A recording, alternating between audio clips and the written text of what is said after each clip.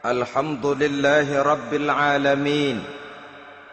Wassalatu wassalamu ala ashrafil anbiya'i wal mursalin Sayyidina wa maulana Muhammadin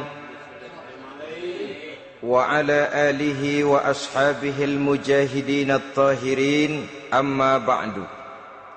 Saudara-saudara kaum muslimin seiman dan sekeyakinan yang berbahagia, pada suatu hari seketika sedang berkumpul dengan para sahabat, Rasulullah pernah memberikan peringatan. Beliau bersabda, "Yushiku an tada'a alaikumul umamu kama tada'al akalatu ala qas'atiha." Pada suatu saat nanti akan datang di tengah-tengah kamu, wahai umat Islam, di mana orang-orang lain di sekeliling kamu akan bersatu mengerubungi kamu seperti bersatunya orang-orang mengerubungi makanan di atas meja hidangan.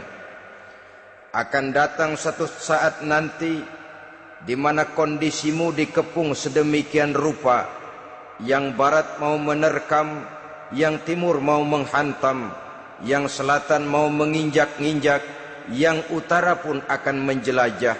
Kondisimu seperti makanan di atas meja hidangan. Sebagian sahabat merasa heran dan terkejut, lalu mereka bertanya, "Amin qillati nahnu yauma izin ya Rasulullah?" Apakah jumlah kami pada waktu itu sedikit ya Rasul? Kami sampai dikepung sedemikian rupa? Beliau menjawab, "Bal antum yauma idzin katsir." Sama sekali tidak. Kamu tidak sedikit pada saat itu. Bahkan jumlahmu sangat banyak. Kamu adalah mayoritas. Walakinnakum ghusa'un ka ghusa'is sail. Tetapi keadaanmu saat itu persis seperti buih di lautan. Banyak tetapi centang perenang. Banyak tetapi tidak punya daya dan kekuatan. Banyak tapi dipermainkan gelombang lautan, dihempaskan ke tepian pantai tanpa punya makna dan arti. Kondisimu pada saat itu kuantitas yang tanpa kualitas, sehingga orang lain enak saja mengepung kamu. Akidahmu didangkalkan, dibanjiri dengan peradaban dan kebudayaan yang menjauhkan dari agama. Dari segi maksiat dan munkarat seluruhnya mengepung sampai kita melepaskan nilai-nilai Islam kita ini. Dan celakanya, sambung beliau, "Wal yanzi'anna fi qulubi aduwikumul mahabata minkum." Akan dicabut kehebatanmu di mata musuh-musuhmu, sehingga pada saat seperti itu orang lain memandangmu umat Islam enteng saja, remeh saja, tidak ada apa-apanya. Sudahlah, pokoknya umat Islam sikat saja. Umat Islam enteng, umat Islam kecil, umat Islam tidak ada apa-apanya. Alangkah ironinya, alangkah menyedihkannya, memilukan dan sekaligus memalukan. Umat yang mayoritas ini dipermainkan oleh yang minoritas. Umat yang jumlahnya terbesar, terbanyak, bahkan konon menurut catatan sampai 90%, tapi dipermainkan oleh mereka kelompok-kelompok kecil ini. Wal yakzifanna fi qulubikumul wahn. Pada saat itu di hatimu dicampakkanlah penyakit wahan.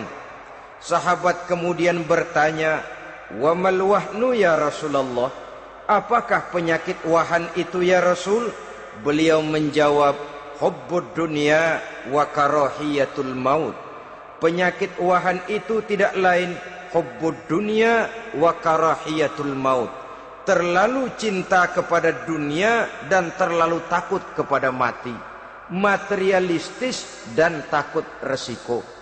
Dua penyakit inilah yang menyebabkan walaupun umat ini mayoritas, tapi dipermainkan oleh yang minoritas. Walaupun dia golongan terbesar, tapi nasibnya seperti makanan di atas meja makan. Dari segala macam penjuru mau menghantam dia. Saudara-saudara kaum muslimin yang berbahagia, ini merupakan analisa sosial bahwa pada suatu saat nanti akan terjadi di tengah-tengah umat di mana kita dihantam dan diserbu dari segala macam penjuru.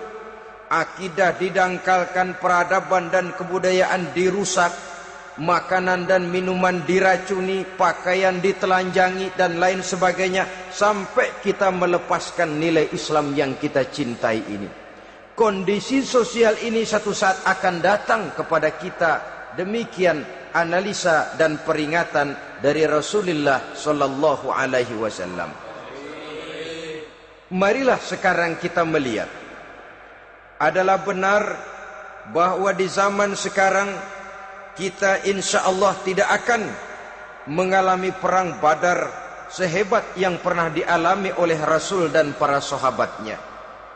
Tetapi sesungguhnya perang yang kita hadapi di zaman sekarang ini tidak kalah hebatnya dengan perang Badar, tidak kurang dahsyatnya dengan perang Uhud, tidak kurang ngerinya dari perang Khandaq.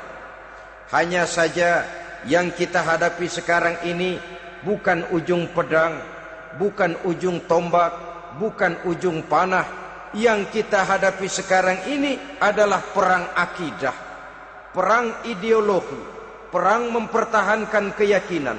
Yang kalau kita kalah sekarang, kita memang masih beragama, tetapi anak kita, cucu kita, generasi yang akan hidup 5, 10, 20, 30 tahun yang akan datang, wallahu a'lam bissawab. Islam, saudara-saudaraku, tidak mungkin hilang dari dunia. Tetapi tidak mustahil Islam gulung tikar dari desa kita.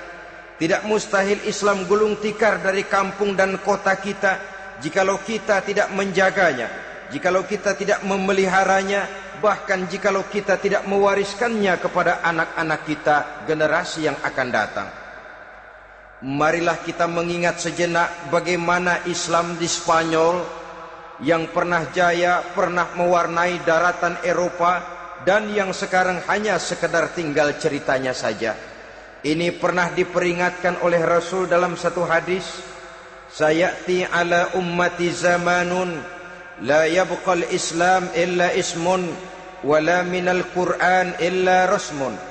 Akan datang satu masa di tengah umatku di mana pada masa itu Islam ada tapi hanya tinggal sekedar namanya saja, dan Quran pun ada tapi cuma sekedar tinggal tulisannya saja.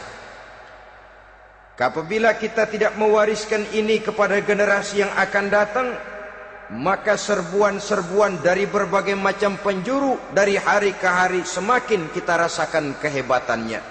Tidak mustahil sejarah Spanyol akan terjadi di desa kita, akan terjadi di kampung kita, akan terjadi di kota kita.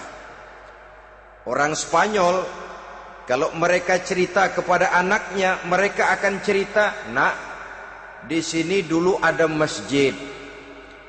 Kapan Pak? Dulu bener dah. Banyak orang Islam kalau hari Jumat pada sembahyang, kapan itu Pak? Dulu sekali. Sekarang cuma sekedar tinggal ceritanya saja.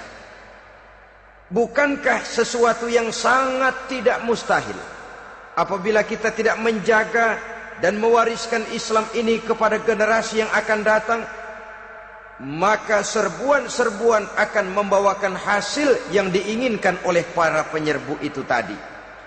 Kita sudah menjadi umat yang mayoritas, tetapi umat yang mayoritas ini menurut Rasul dikepung sedemikian rupa, akidahnya didangkalkan, peradaban dan kebudayaannya ditekan sedemikian rupa, kehidupan sosialnya dibuat individualis, kemudian dari segi pergaulan, pakaian, makanan, minuman dan sebagainya diracuni, sampai dia tidak lagi berpegang teguh kepada agamanya.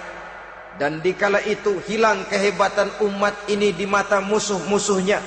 Orang lain memandang kita ringan saja, enteng saja, satu umat yang sudah kehilangan wibawa. Padahal konon kabarnya kita mayoritas, tapi enak saja dikutak-kutik orang lain.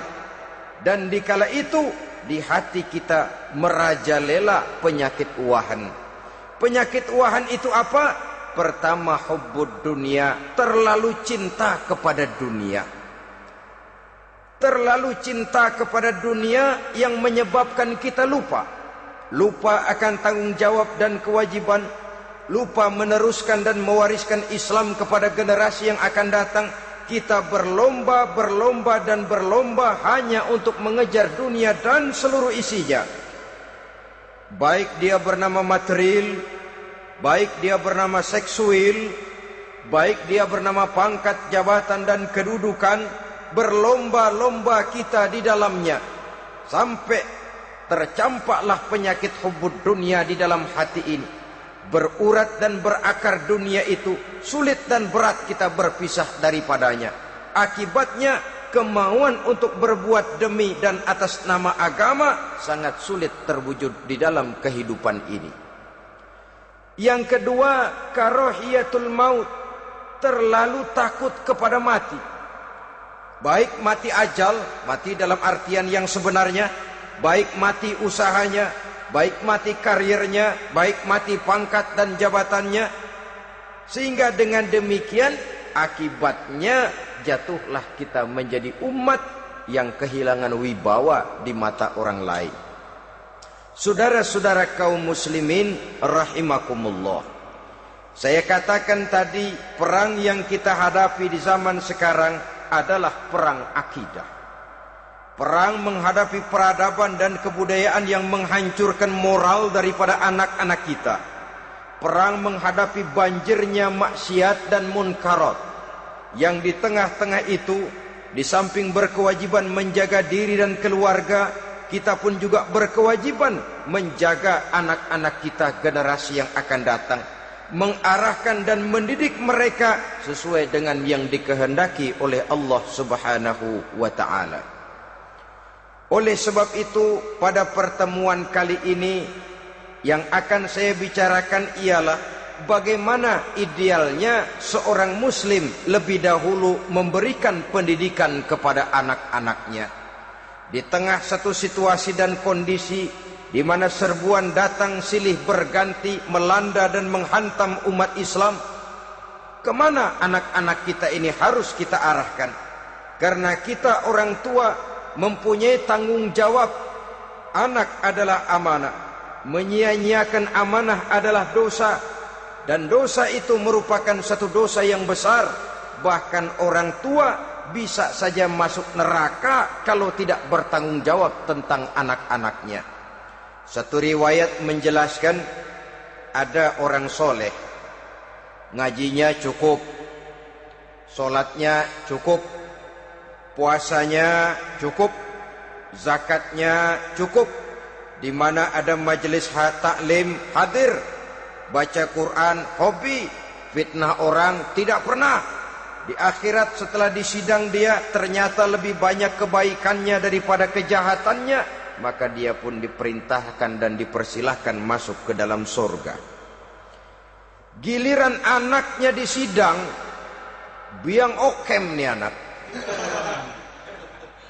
Ditanya, siapa Tuhanmu? Tidak tahu. Siapa nabimu? Tenyaho.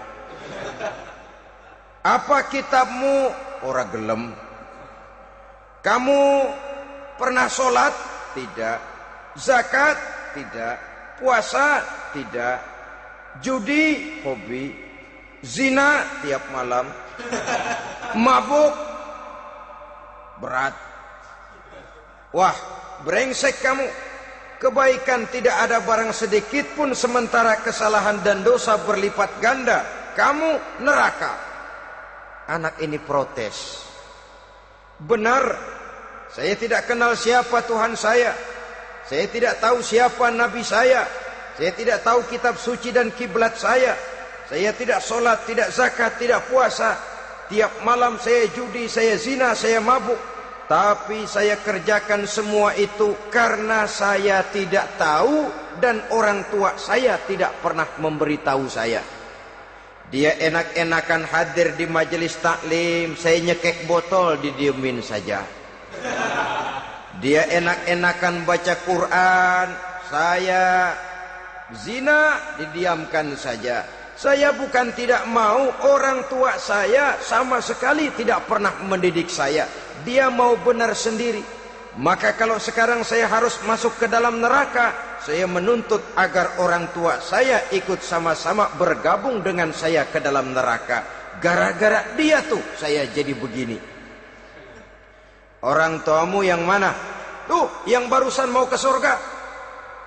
Ini orang tua yang sudah mau berangkat ke surga dipanggil. Sebentar dulu mas. Ini benar anak kamu? Iya pak. Waktu di dunia kamu tidak pernah ajarin dia ngaji? Sampai dia tidak kenal Tuhannya, tidak kenal nabinya, tidak kenal kiblat dan kitab sucinya? Iya pak. Dia tidak sholat, kamu diamkan saja. Dia tidak puasa, tidak zakat, kamu bersikap masa bodoh. Bahkan dia judi, dia zina, dia mabuk, kamu pun berdiam diri saja. Iya pak. Tahukah kamu bahwa anak ini adalah amanah? Menyia-nyiakan amanah artinya khianat, dan khianat adalah dosa yang sangat besar. Kamu tidak bertanggung jawab, maka kamu, anakmu gabung ke dalam neraka. Saudara-saudara kaum muslimin rahimakumullah, itu sebabnya Allah pesan benar-benar, ya ayyuhalladzina amanu qu anfusakum wa ahlikum nara. Hai orang-orang yang beriman, jaga dirimu dan keluargamu, istri, anak, orang-orang yang menjadi tanggung jawab dan kewajiban kita, jaga dan pelihara mereka dari api neraka. Saudara-saudara kaum muslimin, lalu kalau kita orang-orang tua yang hidup di zaman sekarang ini sudah sering beristighfar, mengurut dada, melihat situasi, membaca peta keadaan, konon tantangan yang akan dihadapi oleh anak-anak kita 15, 20, 25 tahun yang akan datang jauh lebih berat dari apa yang kita hadapi sekarang ini. Maka adalah wajar jika kita sebagai orang tua yang cinta kepada agama, cinta kepada anak-anak kita, berpikir untuk mewariskan nilai-nilai yang luhur ini kepada anak-anak kita generasi yang akan datang. Bagaimana pada mulanya kita harus mendidik mereka? Mari kita telusuri apa yang dicontohkan oleh Al-Quranul Karim. Orang-orang tua bijaksana yang diceritakan dalam Al-Quran, kalau sudah berpikir tentang anak-anaknya generasi yang akan datang, pendidikan pertama yang diberikan kepada anaknya ternyata adalah persoalan akidah. Nabi Ibrahim, pertanyaan yang paling merisaukan beliau buat anak cucunya ialah, ma ta'buduna min ba'di. Saudara bisa lihat surah Al-Baqarah ayat 133. Anak-anakku, kalau pada satu saat nanti aku, ayahmu ini sudah tidak ada lagi, meninggalkan kamu semua, meninggalkan kehidupan dunia ini, ma ta'buduna min ba'di, apa yang akan kamu sembah nak kalau ayah sudah tidak ada lagi? Jikalau ayahmu sekarang masih rajin ke masjid, melakukan rukuk dan sujud, i'tikaf dan membaca Quran, kalau satu saat ayahmu meninggalkan dunia ini, masihkah engkau mau ke dalam masjid? Masihkah engkau rukuk dan sujud? Masihkah engkau i'tikaf? Ma ta'buduna min ba'di, apa yang akan kamu sembah kalau aku ayahmu tidak ada lagi nak? Ditanamkan bukan hanya keyakinan bertauhid, sekaligus juga menyembah kepada Allah yang kita yakinkan dengan tauhid itu tadi. Bukankah berbeda dengan kita kebanyakan orang tua sekarang? Kita tidak pernah berpikir ma ta'buduna min ba'di, kalau bapak tidak ada kamu nyembah apa nak? Kita orang tua sekarang pagi-pagi malah berpikir ma ta'kuluna min ba'di, Kalau bapak nggak ada, kamu nanti makan apa, nak? Bukan nyembah apa yang kita pertanyakan, bukan nyembah apa yang kita khawatirkan, makan apa, nak? Maka yang dicari lalu sekolah-sekolah yang bonafit, yang tidak peduli apakah itu merusak imannya, mematikan akidahnya, menghancurkan keyakinannya. Yang penting ada jaminan hari depan bisa dapat lapangan kerja. Akibatnya berduyun-duyun orang-orang tua muslim menyekolahkan anaknya di sekolah-sekolah yang bukan Islam, yang nyata-nyata membahayakan akidahnya, dididik dengan kultur dan budaya yang bertentangan dengan nilai-nilai agamanya. Bukankah ini berarti merelakan anak untuk dikafirkan? Bukankah ini artinya menyerahkan anak untuk ditulis menurut selera para pendidik yang tidak sesuai dengan nilai akidah yang dimilikinya? Mengapa kita tidak berpikir seperti Nabi Ibrahim yang sebelum memberikan pendidikan kecerdasan, sebelum pendidikan matematika, IPS, PSPB dan disiplin ilmu lainnya, yang pertama ditanamkan, ma ta'buduna min ba'di, kalau ayahmu tidak ada, kamu menyembah apa, nak? Menyembah Allah apa nanti malah menyembah harta? Menyembah Allah apa nanti malah mendewa-dewakan pangkat dan jabatan? Menyembah Allah apa malah nanti menyembah alam? Itu yang dikhawatirkan Nabi Ibrahim kepada generasi yang akan datang. Dan itu saudara-saudara yang seharusnya mengkhawatirkan kita kepada anak-anak kita, generasi yang akan datang. Lihatlah serbuan akidah di zaman sekarang ini. Dimanfaatkan kemiskinan kita umat Islam. Diberikan kita tawaran berupa beras, pakaian, obat-obatan, kalau perlu beasiswa, asal bisa melepaskan keislaman kita ini. Bertahap, sedikit demi sedikit, step by step, shibran bi shibrin wa zira'an bi zira'in. Dan harus saya ingatkan, orang di zaman sekarang tidak mungkin menghantam Islam secara frontal. Tidak mungkin menghantam Islam terang-terangan, apalagi mengerahkan satuan militer. Tidak. Orang berhitung bagaimanapun kondisi dan kualitasnya umat Islam, mereka masih punya satu modal penting, fanatisme agama. Kalau ini disulut, api jihad segera berkobar, dan hanya maut yang bisa menghentikan orang yang dibakar dengan semangat jihad. Orang tahu itu. Betapa Uni Soviet kedodoran menghadapi mujahidin Afghanistan yang disulut oleh semangat jihad yang berkobar dengan persenjataan yang primitif ketimbang persenjataan Uni Soviet. Entah mereka pantang surut mundur ke belakang. Jadi jangan mimpi bahwa orang mau menghantam Islam ini dengan melarang pengajian, meruntuhkan masjid, menyegel pondok pesantren. Tidak. Melarang orang sholat. Tidak. Kalau perlu masjid diperbanyak, musola diperbesar. Tapi bikin itu masjid seperti museum.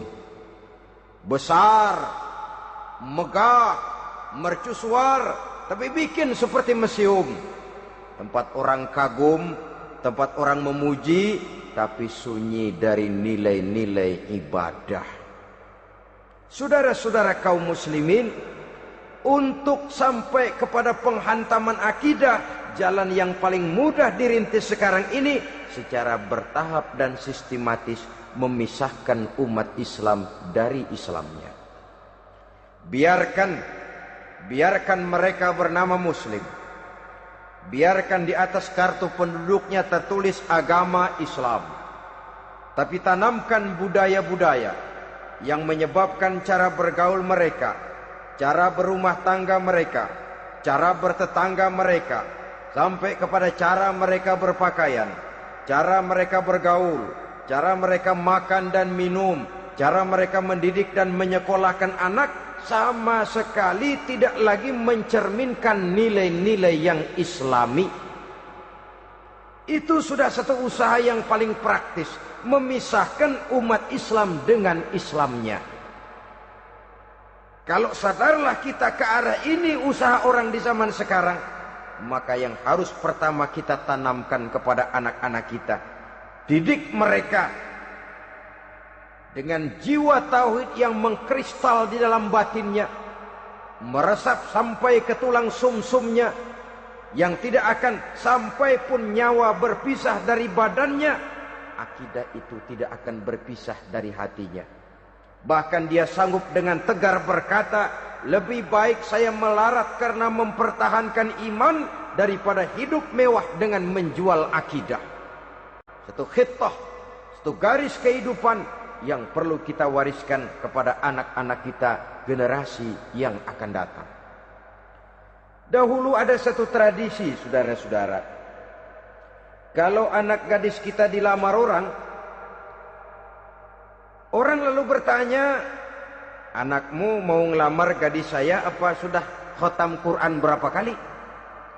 Apa sudah bisa baca kitab macam-macam dan lain sebagainya? Sehingga lahirlah satu kebanggaan. Apapun motifnya, tapi pertanyaan semacam ini zaman sekarang sudah langka. Paling-paling yang ditanya kalau anaknya dilamar orang, anakmu kerja di mana? Gajinya sebulan berapa? Kendaraannya bebek apa soang apa-apa? Itu yang kita pertanyakan, berkisar di seputar materi, kerja, job, status sosial dan lain sebagainya. Perkara bisa baca Quran atau tidak, nomor 18. Perkara sembahyangnya rajin apa tidak, nomor 36. Saudara hadirin, akibatnya terjadi pergeseran nilai. Maka mendidik anak menurut tuntunan Quran adalah seperti yang diberikan contoh oleh Luqmanul Hakim, yang diceritakan dalam surah Luqman mulai ayat 11 dan selanjutnya. Apa pendidikan pertama yang harus kita berikan kepada anak? Pertama, ya bunayya la tusyrik billah. Wahai anakku, jangan sekali-kali engkau menyekutukan Allah. Nak, jaga tauhid, pelihara iman, mantapkan akidah. Ini dasar yang pertama. Belum lagi anak mengenal berbagai macam disiplin ilmu, yang pertama ditanamkan tauhid. Ini yang mendasari kehidupan. Ini yang akan menjadi mewarnai dan menjadi warna dari kepribadian seseorang. Sentuhan jiwa tauhid di dalam diri si anak. Belum lagi sempat dia kenal yang lain. Yang pertama yang kita tanamkan, kita wariskan, kita berikan, la tusyrik billah. Jangan sekali-kali menyekutukan Allah. Nah, kalau ini sudah tertanam, ini sudah merupakan satu fondasi yang kuat. Selebihnya nanti tinggal melihat bakat si anak, kemana dia harus dididik ini. Yang terpenting nilai iman lebih dahulu tanamkan. Dan untuk menghancurkan nilai keimanan, saudara-saudara, saya katakan, ingatkan kepada hadis di awal tadi, dikepung kita dari berbagai macam penjuru agar bila bisa melepaskan nilai-nilai iman dan keyakinan. Proses pendangkalan akidah, ditanamkan keraguan kepada agama, ditanamkan rasa malu beragama. Sholat malu, baca Quran malu, berangkat ke masjid malu, pakai jilbab malu. Ditanamkan rasa malu beragama, sehingga bertahap sedikit demi sedikit kita mulai berpisah dengan kehidupan beragama. Ditanamkan hal yang sedemikian rupa dari berbagai macam penjuru. Dihantam akidah, akidah kuat. Dihantam dari segi peradaban dan kebudayaan. Diperbanyaklah peradaban dan kebudayaan yang bukan mendekatkan kita dengan agama, malah mendekatkan kita dengan neraka. Menjauhkan kita dari agama, menjauhkan kita dari nilai-nilai luhur yang diwariskan oleh orang-orang tua kita terdahulu. Adalah kewajiban kita yang pertama, mendidik anak, menanamkan roh, jiwa dan semangat tauhid di dalam diri mereka. Saudara-saudara kaum muslimin rahimakumullah, Kenapa kita lebih dahulukan menanamkan jiwa, roh dan semangat tauhid ini kepada anak-anak kita?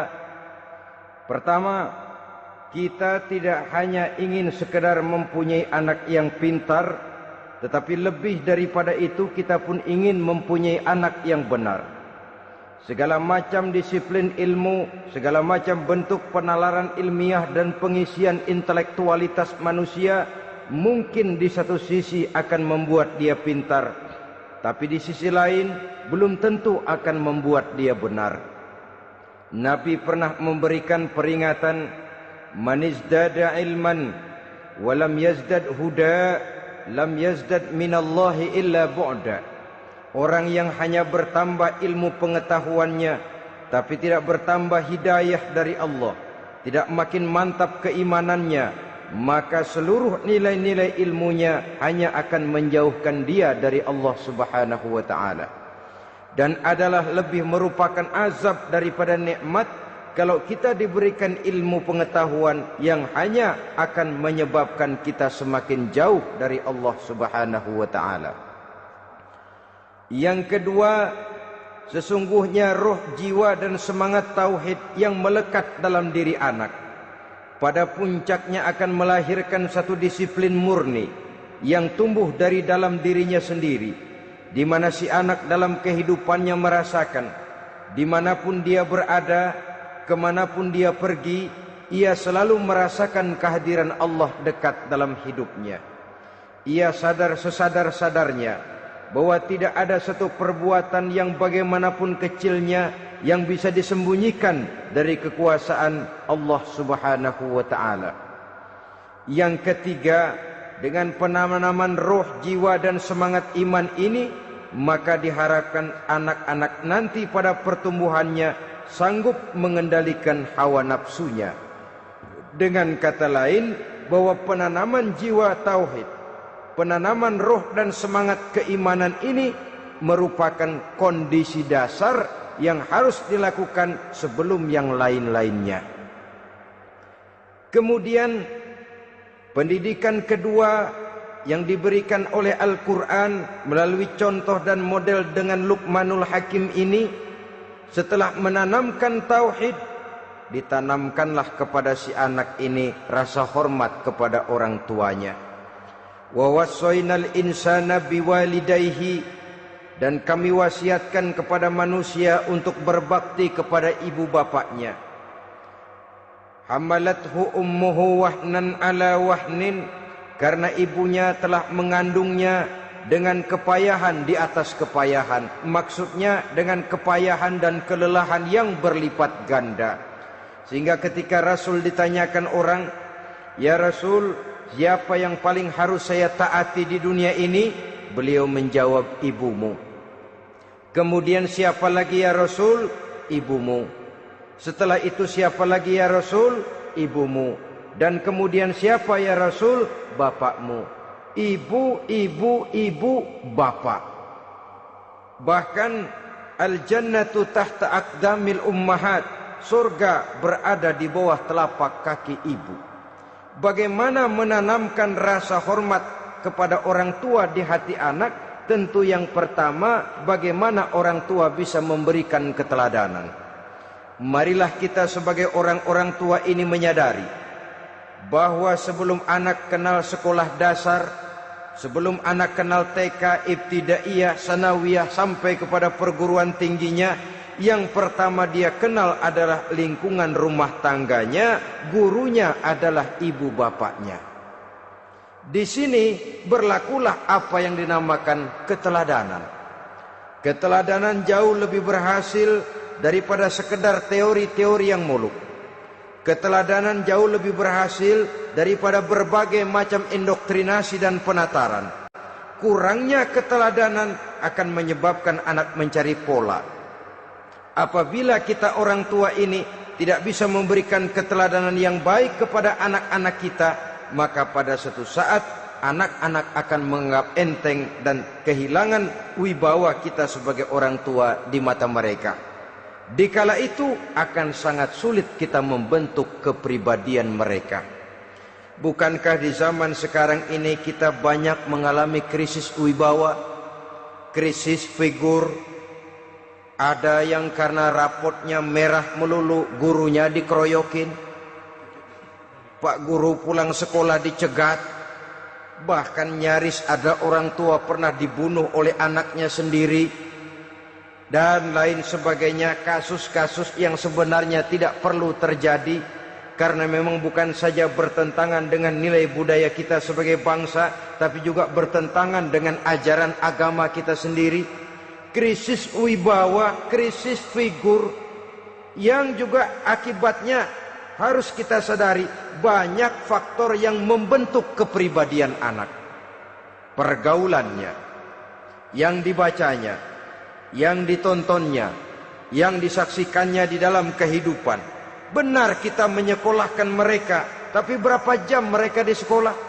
6 jam, 7 jam paling lama. Sedangkan mereka hidup satu hari satu malam 24 jam. Kalau cuma 7 jam di sekolah, ini berarti lebih banyak dia di luar sekolah. Dan di luar sekolah itu artinya ya rumah tangganya, ya temannya, ya lingkungan di mana dia tinggal, yang seluruhnya sangat besar pengaruhnya dalam ikut membentuk kepribadian anak-anak kita. Saya katakan tadi, di samping kita menghadapi perang akidah, kita pun berhadapan di dalam perang menghadapi peradaban dan kebudayaan yang bukan saja menjauhkan kita dari agama, tetapi sanggup menghancurkan moral daripada anak-anak kita. Secara pribadi, saudara-saudara, saya iri, saya kagum misalnya dengan kemajuan yang diperoleh oleh negara tetangga kita, Jepang misalnya.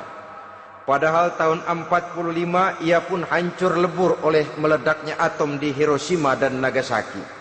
Tapi bagai satu tenaga raksasa kemudian Jepang bangkit menjadi satu negara superpower di Asia. Bahkan gurunya saja Amerika sekarang ini kewalahan menghadapi perang dagang dengan Jepang ini.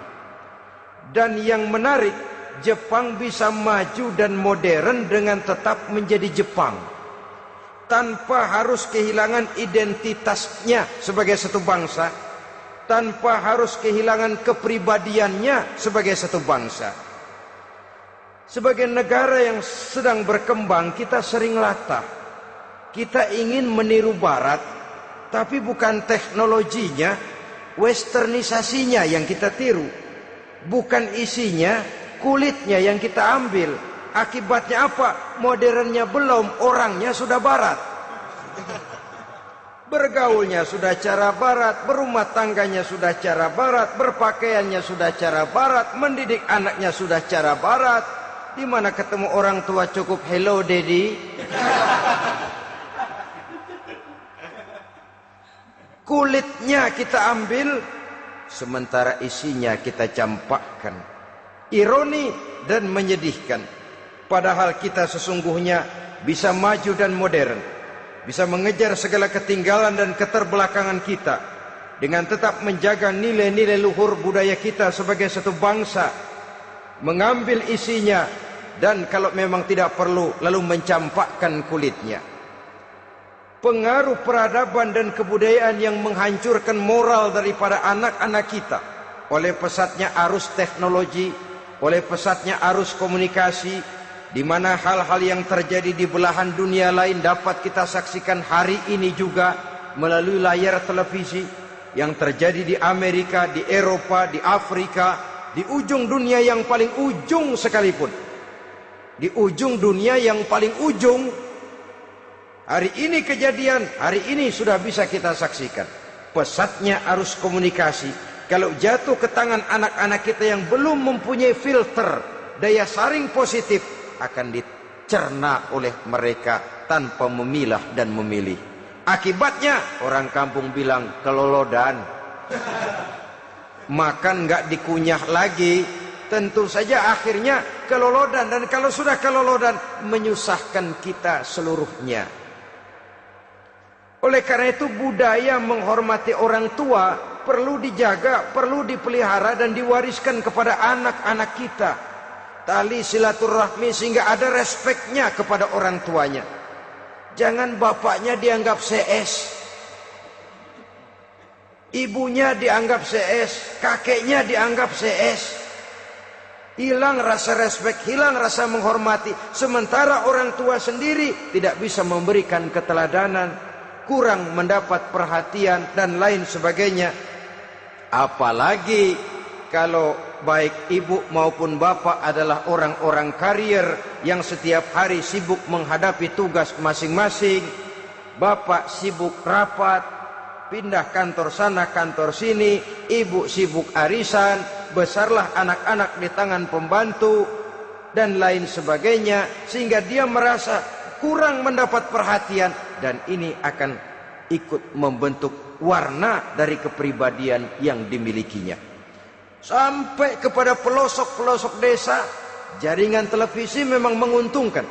Tapi kalau sudah sampai kepada menayangkan budaya-budaya yang tidak sesuai dengan pola di mana mereka tinggal, pola lingkungannya, dan ingin mereka terapkan dalam kehidupan, ironi dan menyedihkan. Maka sering dikatakan, jikalau ABRI masuk desa, rakyat beruntung. Jikalau listrik masuk desa, rumah jadi terang. Jikalau koran masuk desa, rakyat jadi cerdas. Jikalau hakim masuk desa, rakyat lalu sadar hukum. Tapi jikalau maksiat dan munkarat masuk desa, minuman keras masuk desa, judi masuk desa, pelacuran masuk desa, rakyat tentu kiamat. Dan kita harus punya budaya untuk memilah dan memilih, mempunyai filter untuk jadi daya saring positif. Oleh karena itu, saudara-saudara, tahap kedua setelah menanamkan jiwa tauhid kepada anak, tanamkan rasa hormat kepada orang tuanya. Orang tua itu ibu bapaknya, orang tua itu guru-gurunya yang mengajarkan dia, atau yang dianggap tua yang lebih senior dari dia. Karena tidak ada satu peradaban yang berdiri sendiri. Bagaimanapun maju dan modernnya kita sekarang, tentu merupakan mata rantai yang berkaitan dari generasi terdahulu. Ini yang kedua. Setelah tauhid, berbakti kepada ibu dan bapak. Tidak ada satu kebahagiaan yang bisa ditegakkan di dunia ini tanpa doa, tanpa restu daripada ibu dan bapak. Ini keramat hidup. Doanya dikabul Allah dan kutuknya juga dikabul oleh Allah Subhanahu wa ta'ala. Jadi mendidik anak setelah menanamkan jiwa tauhid, menanamkan rasa hormat dan taat berbakti kepada ibu bapaknya. Itu yang kedua. Kemudian yang ketiga, melalui model Luqman, Quran mendorong kita untuk mendidik anak, menanamkan etika otonom. Apa itu?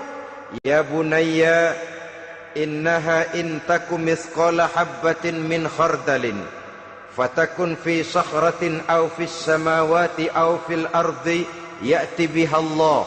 Wahai anakku, sesungguhnya kalau ada satu kebaikan yang kamu kerjakan, kecil, tidak nampak oleh pandangan mata yang zahir, yang kecil itu tersembunyi di puncak langit, di dasar bumi yang paling dalam, atau di tengah batu hitam sekalipun, Allah pasti mengetahuinya dan pasti akan memberikan balasan yang seadil-adilnya. Pendidikan apa ini? Pendidikan moral, menanamkan etika otonom. Nah, kau berbuat baik jangan karena dilihat orang. Kau tidak mau melakukan kejahatan jangan cuma karena ada polisi. Kalau ada polisi kau tidak mau jahat, kucing juga begitu. Coba lihat kucing, taruh ikan asin di piring kaleng, tongkrongin. Aduh, kucing kalem, sopan, tenang. Sedikit kita lengah, habis ikan digarap. Tapi ditanamkan satu kesadaran, kemanapun kau pergi, apapun yang kau kerjakan, tersembunyi di tengah batu, di dasar bumi, di puncak langit, Allah pasti tahu. Dalam bahasa yang ringan, kita ini diawasi oleh dua hiperkomputer yang maha sensitif, produksi langit mereknya Rokib dan Atid.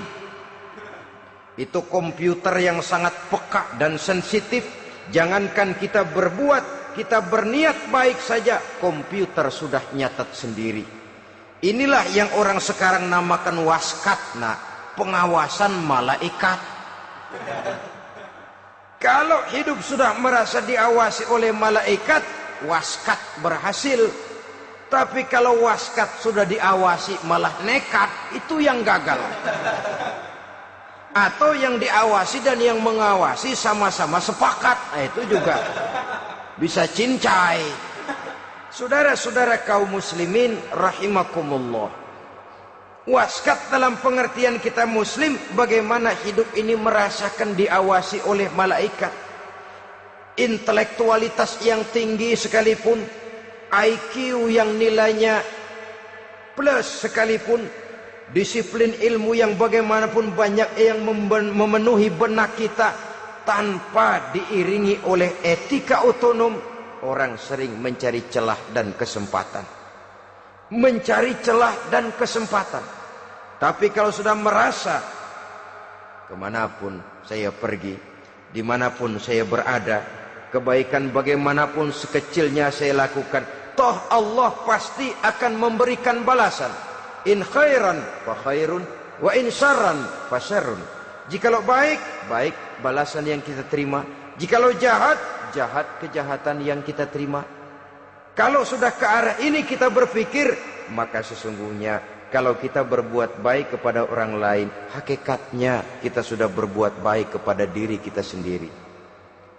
Lalu tidak ada merasa rugi berbuat baik kepada orang. Karena manakala dia melakukan kebaikan kepada orang lain, artinya dia sudah berbuat baik untuk dirinya sendiri. Jadi setelah tauhid, kemudian berbakti kepada ibu bapak, yang ketiga baru pendidikan tentang akhlak, tentang moral. Pola ini yang sering terlupakan oleh kita, bahwa bagi kita itu pendidikan tidak lain upaya mencerdaskan otak anak. Jangan sampai sebab ini kelihatannya pembangunan makin maju, persaingan hidup makin tajam, tensi ekonomi semakin tinggi, sementara jumlah tenaga kerja dengan lapangan kerja yang tersedia jauh dari mencukupi. Jikalau tidak membekali anak dengan pendidikan yang menunjang lapangan pekerjaan, orang tua khawatir, takut sekali anaknya jadi gelandangan. Dikhawatirkannya kehidupan dunia ini, sementara dia lupa kalau anaknya bisa jadi gelandangan di akhirat. Padahal selama-lamanya gelandangan di dunia paling seumur manusia itu 60 tahun, 70 tahun lah umur orang sekarang. 70 itu sudah luar biasa itu. Tapi kalau harus menggelandang di akhirat, menjadi gelandangan di akhirat, alangkah menyedihkannya. Apakah akan kita korbankan satu kehidupan yang langgeng, abadi, cuma karena tertipu oleh fata morgana dan kamuflase? Kita korbankan yang sedikit, kita korbankan yang besar karena kita memilih yang sedikit. Dalam bahasa Al-Quran memang pernah diceritakan hidup ini hakikatnya perlombaan, saudara-saudara. Perlombaan. Dan di dalam perlombaan itu ada yang menang, ada yang kalah. Al-Quran lalu memberikan peringatan, Alhaakumut takatsur, kamu telah lalai karena berlomba-lomba memperbanyak harta, mempertinggi pangkat dan kedudukan, hatta zurtumul maqabir, sampai kamu akan masuk ke liang kubur baru sadar. Apalagi kalau nafas sudah sampai di tenggorokan. Persis Fir'aun sudah tenggelam di lautan merah, mau mampus, baru dalam sekaratnya amantu bi Rabbi Musa wa Harun. Kalau begini caranya, saya juga percaya kepada Tuhan Musa dan Harun, percaya kepada Allah. Sudah mau mati, baru amantu bi Rabbi Musa, kami percaya kepada Tuhan Nabi Musa, kata Fir'aun.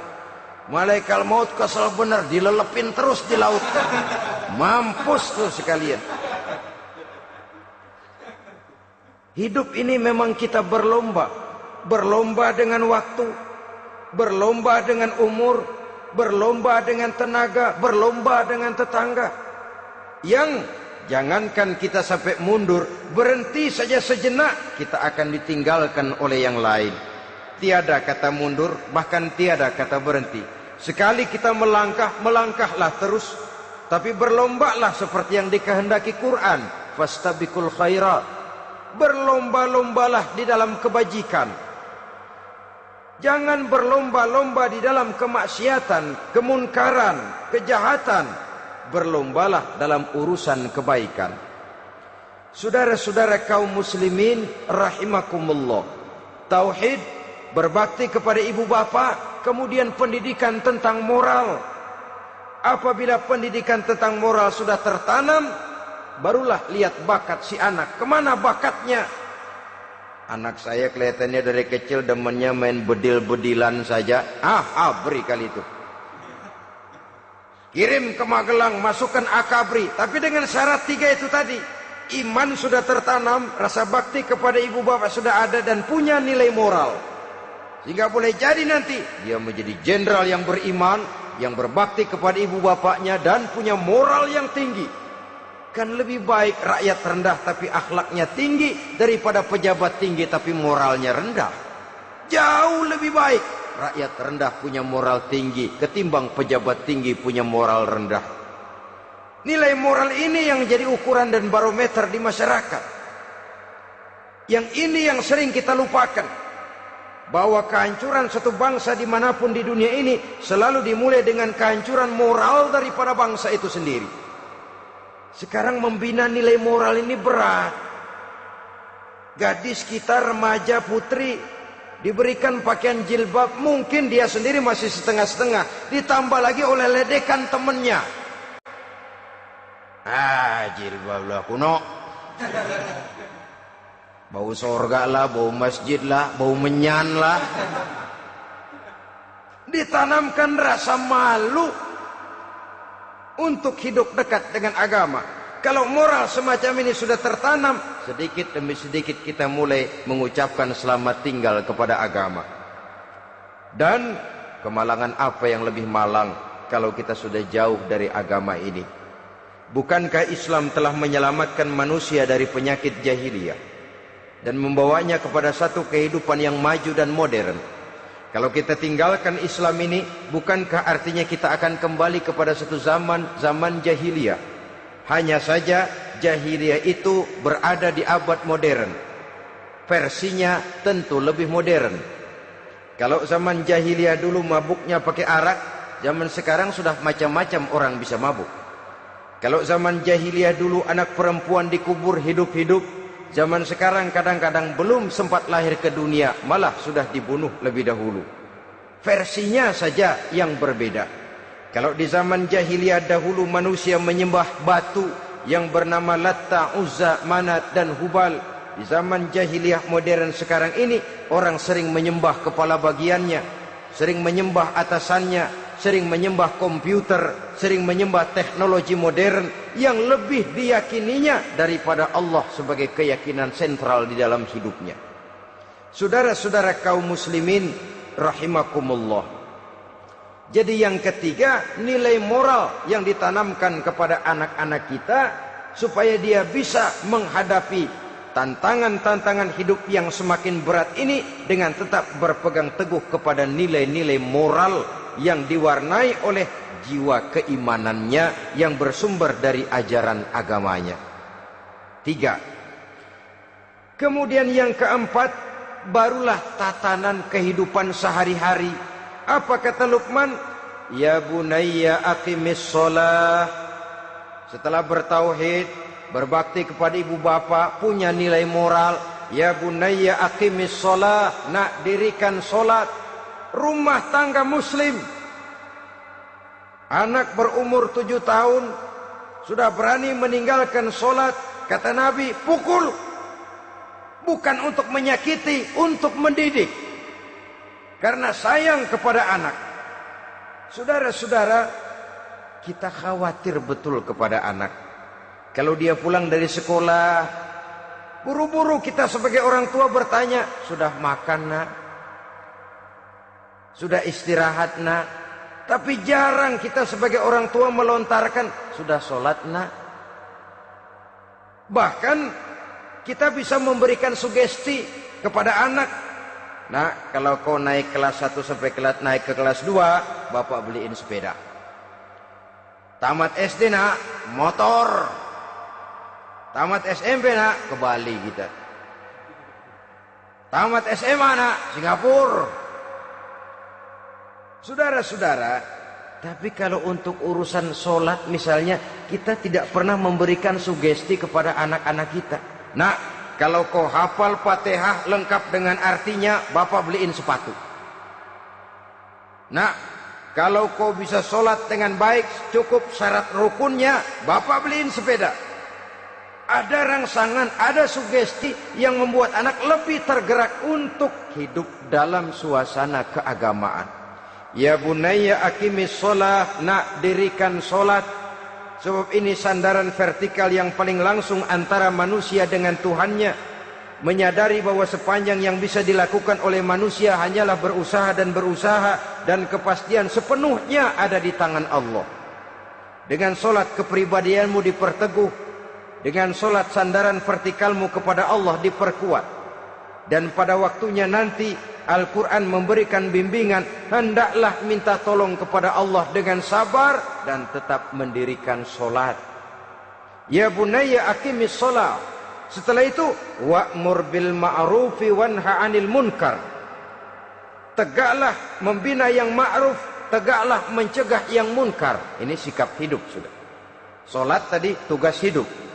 Lalu sikap hidup tampil di tengah masyarakat, membina yang ma'ruf, mencegah yang munkar sesuai dengan kesanggupan masing-masing.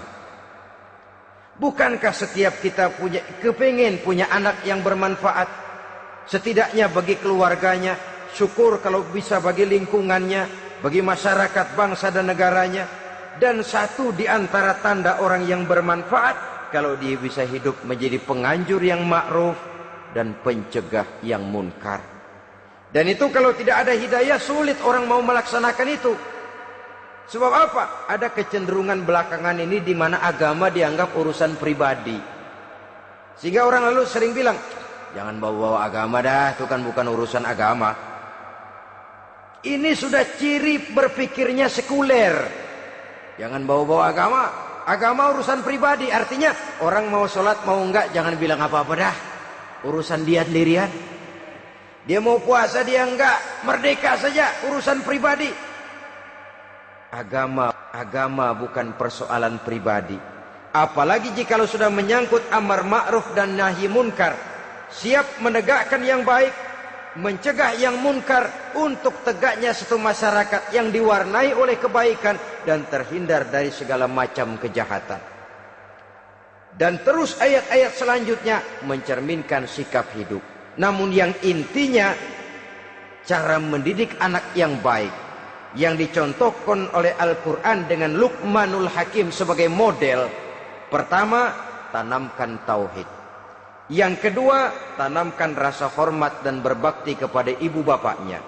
Yang ketiga, tanamkan moral, nilai akhlak yang tinggi. Setelah itu yang keempat, biasakan hidup dalam suasana keagamaan. Kontrollah sholatnya, kontrollah baca Qur'annya, kontrollah puasanya di bulan Ramadan. Ajaklah anak-anak sholat berjamaah, sehingga dengan demikian dia terbiasa oleh satu suasana yang mendekatkan dia dengan nilai agamanya. Dari sana diharapkan nilai-nilai ilmu yang didapatnya dari bangku sekolah akan menciptakan keseimbangan dengan yang ditanamkan oleh orang tuanya dalam bentuk yang dijelaskan oleh surah Luqman itu tadi. Sehingga apabila keseimbangan ini terwujud, akan menjalin keseimbangan dalam pola berpikir, dan keseimbangan dalam pola berpikir akan melahirkan keseimbangan dalam perbuatannya. Terwujudlah kita harapkan insan yang fid dunya hasanah wa fil akhirati hasanah. Inilah harapan kita semua. Mudah-mudahan Allah memberikan kekuatan kepada kita untuk mewariskan nilai-nilai yang baik kepada generasi yang akan datang, sehingga esok harus lebih baik daripada hari ini, dan lusa harus lebih baik daripada hari esok. Terima kasih atas perhatian saudara. Mohon maaf atas segala kekurangan. Usikum wa nafsi bitaqwallah. Wassalamualaikum warahmatullahi wabarakatuh.